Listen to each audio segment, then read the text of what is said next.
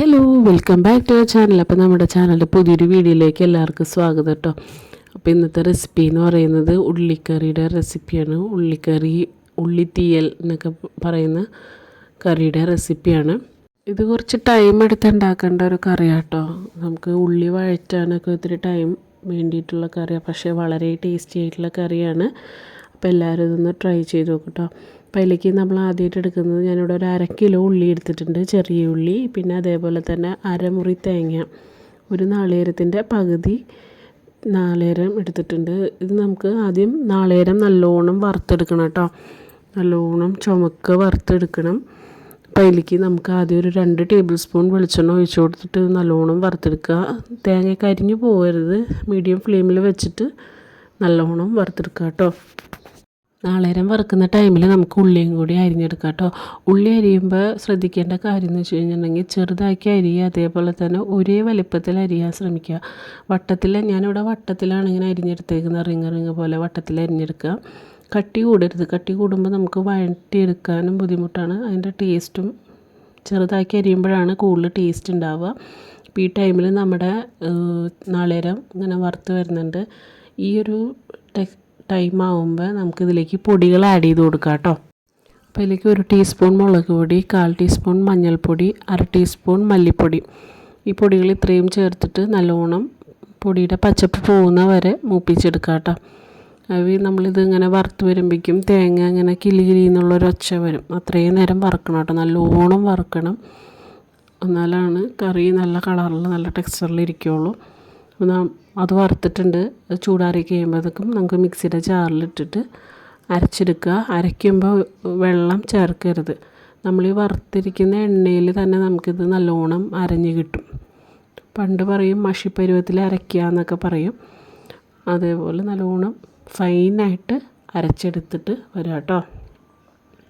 അപ്പോൾ നാളികേരം വെള്ളം ചേർക്കാതെ നല്ലോണം അരച്ചെടുത്തിട്ട് വരിക. അപ്പോൾ ഇത് അരച്ച് കഴിയുമ്പോഴേക്കും ഈ ഒരു കൺസിസ്റ്റൻസിയിലായിട്ടായിരിക്കും കേട്ടോ ഇരിക്കുക. നല്ലോണം അരഞ്ഞ് കിട്ടിയിട്ടുണ്ട്. അപ്പോൾ ഇങ്ങനെ അരച്ചെടുക്കുക. എന്നിട്ട് നമുക്ക് ഇനി ഇത് കഴിഞ്ഞിട്ട് നമുക്ക് ഉള്ളി വഴറ്റിയെടുക്കുക. നമ്മൾ ആ ചീനിച്ചട്ടി തന്നെ എടുത്തിരിക്കുന്നത്, അതിലേക്ക് ഉള്ളി ഇട്ട് കൊടുക്കുക. ഉള്ളിയിലേക്ക് നമുക്കൊരു 3 ടേബിൾ സ്പൂൺ വെളിച്ചെണ്ണ ഒഴിച്ച് കൊടുക്കുക കേട്ടോ. ആദ്യം 3 ടേബിൾ സ്പൂൺ ഒഴിച്ച് കൊടുത്തിട്ട് വേണമെങ്കിൽ ഒഴിച്ച് കൊടുക്കുക. പിന്നെ ഉള്ളി വഴറ്റുമ്പോൾ ഹൈ ഫ്ലെയിമിൽ വെച്ച് വഴറ്റരുത്, ഒരു മീഡിയം ടു ലോ ഫ്ലെയിമിലിട്ടിട്ട് നല്ലോണം വഴറ്റിയെടുക്കുക. ഈ ഉള്ളി വഴറ്റുന്നതാണ് ഈ കറിയിൽ ഏറ്റവും കൂടുതൽ ടൈം കൺസ്യൂമിങ് ആയിട്ടുള്ളൊരു പോർഷൻ. നല്ലോണം വഴറ്റിയെടുക്കണം. ചെറുതീയിലിട്ട് വഴറ്റുവാണെങ്കിൽ അത്രയും നല്ലത്. ഈ ടൈമിൽ നമുക്കൊരു നെല്ലിക്ക വലുപ്പത്തിൽ പുളി എടുത്ത് വെക്കുക.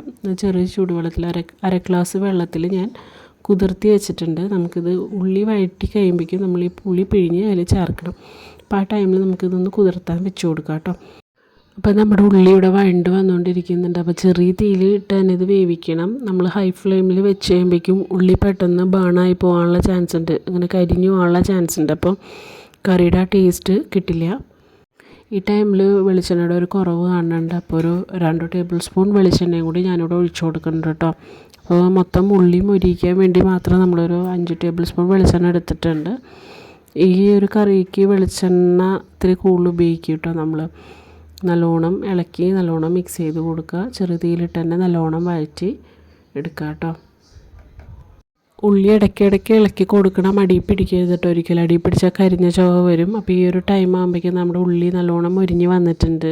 ഒരു അരമണിക്കൂറോളം നമുക്കിത് വേണ്ടി വരും. ഒരു 15 to 20 മിനിറ്റ്സ് എന്തായാലും വേണ്ടി വരും നമുക്ക് ഈ ഉള്ളി ഒന്ന് മൊരിയിച്ചെടുക്കാൻ വേണ്ടി. കാരണം സ്ലോ ആയിട്ട് ചെയ്യുമ്പോൾ കേട്ടോ.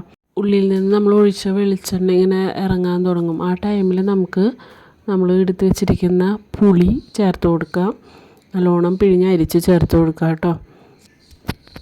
ഉള്ളി നല്ലോണം മൂത്ത് എണ്ണ തെളിഞ്ഞതിന് ശേഷം മാത്രമാണ് കേട്ടോ നമ്മൾ ഈ പുളി ചേർത്ത് കൊടുക്കാൻ പാടുള്ളൂ. അല്ലെങ്കിൽ ആ ഒരു ടേസ്റ്റ് കറക്റ്റായിട്ട് കിട്ടില്ല. ഉള്ളി നല്ലോണം മുരിയണം. അപ്പോൾ നമ്മുടെ ഈ പുളി ചേർത്ത് കൊടുത്തിട്ട് നല്ലോണം മിക്സ് ചെയ്ത് കൊടുക്കുക കേട്ടോ. പുളി ചേർക്കുന്ന ടൈമിൽ ഹൈ ഫ്ലെയിമിൽ വെക്കരുത്, ലോ ഫ്ലെയിമിൽ തന്നെ വെച്ചിട്ട് പുളി ചേർത്ത് കൊടുക്കുക. എന്നിട്ട് നമുക്ക് ഈ അരച്ച് വെച്ചിരിക്കുന്ന നമ്മുടെ അരപ്പുണ്ടല്ലോ, ആ അരപ്പും കൂടി ഇതിലേക്ക് ചേർത്ത് കൊടുക്കുക കേട്ടോ. പുളി നല്ലോണം എല്ലാത്തിലും മിക്സ് ചെയ്തതിന് ശേഷം നമ്മളുടെ അരപ്പ് ഇതിലേക്ക് ചേർത്ത് കൊടുക്കുക. ഈ ടൈമിൽ നമുക്ക് ഉപ്പ് നോക്കണം. ഞാൻ ഉപ്പിട്ടത് ഈ ടൈമിലാണ് കേട്ടോ. അപ്പോൾ കറിക്ക് ആവശ്യമായിട്ടുള്ള ഉപ്പ് നമ്മൾ ചേർത്ത് കൊടുക്കുക. എന്നിട്ട് നല്ലോണം മിക്സ് ചെയ്ത് കൊടുക്കുക കേട്ടോ. എന്നിട്ട് നമ്മുടെ അരപ്പ് ചേർത്ത് കൊടുക്കുക. അരപ്പ് അരയ്ക്കുമ്പോൾ ഞാൻ പറഞ്ഞ പോലെ വെള്ളം ചേർക്കരുത്.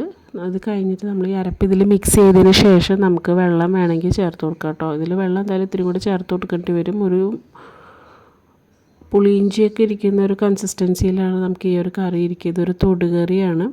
അപ്പോൾ ആ ഒരു കൺസിസ്റ്റൻസി തന്നെയാണ് ഇതിരിക്കേണ്ടത്. അപ്പോൾ ഇത് നല്ലോണം മിക്സ് ചെയ്ത് കൊടുത്തതിന് ശേഷം നമ്മുടെ മിക്സിയുടെ ജാറിലേക്ക് ഒരു അര ഗ്ലാസ് വെള്ളം ഞാൻ ചേർത്ത് കൊടുത്തിട്ടുണ്ട്. അത് നല്ലോണം ഇതാക്കിയിട്ട് ഇതിലേക്ക് ഒഴിച്ചു കൊടുക്കുക കേട്ടോ.